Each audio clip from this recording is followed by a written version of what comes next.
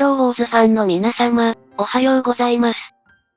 ギルドレイドがスタートして5週目に突入しましたが、視聴者の皆さんは、ウィークリークエストを意識した遊戯をされているでしょうか？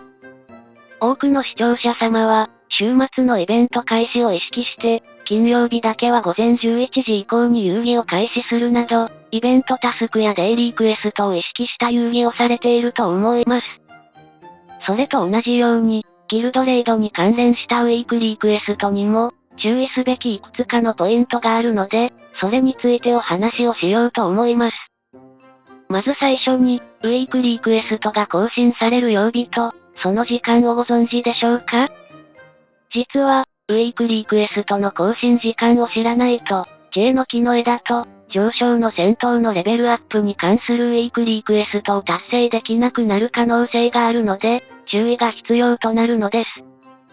ウィークリークエストの更新時刻は、月曜日の午前11時です。ここで注意が必要なのは、午前5時ではなく、午前11時という点になります。この午前5時から午前11時の時間帯に、上昇の戦闘や知恵の木の枝のレベルアップを行っても、月曜日から始まるウィークリークエストを実行したことにならないので、注意が必要となります。想定する失敗例の話をするよ。週末のギルドレイドのボス戦を戦うと、ボスを倒すたびに、クリスタルや希少などの資源を大量にもらえます。そして月曜日の午前5時以降に、ウィークリークエスト用に、上昇の戦闘や知恵の木の枝のレベルアップをしても、それは新しい週のウィークリークエストにカウントされないのです。これをうっかりやってしまうと、低予算で遊戯している人は、ウィークリークエストの完全消化が難しくなる可能性があるので、注意が必要なのです。カーク信者流の、ウィークリークエストの消化方法を話すよ。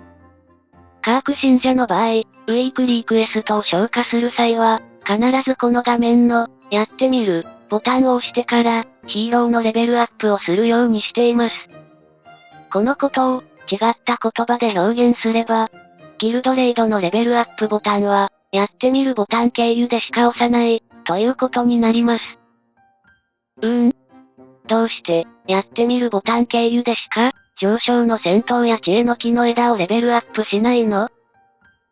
それは、ウィークリークエストの報酬の取り漏れを避けるために、常にレベルアップ用の資源に余裕を持たせたいからなんだよ。どういうことかというと、低予算で遊戯した場合、必ずどこかで、ウィークリークエストの消化すら、厳しくなる日が訪れるはずなのです。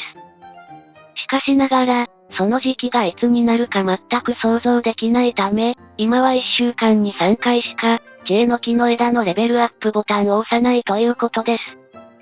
これと同様に、上昇の戦闘においても、クリスタルや希少にゆとりがある場合でも、レベルアップボタンは、ウィークリークエストを達成する回数だけしか押さないということです。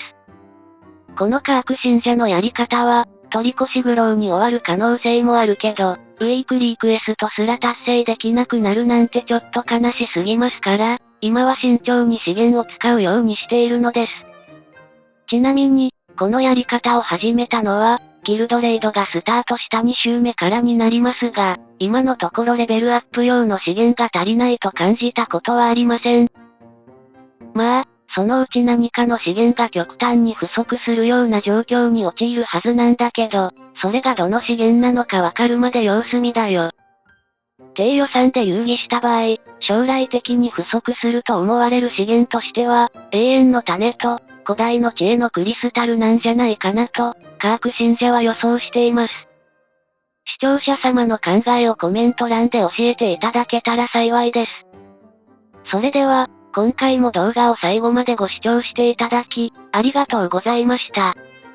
また次回の動画でお会いしましょう。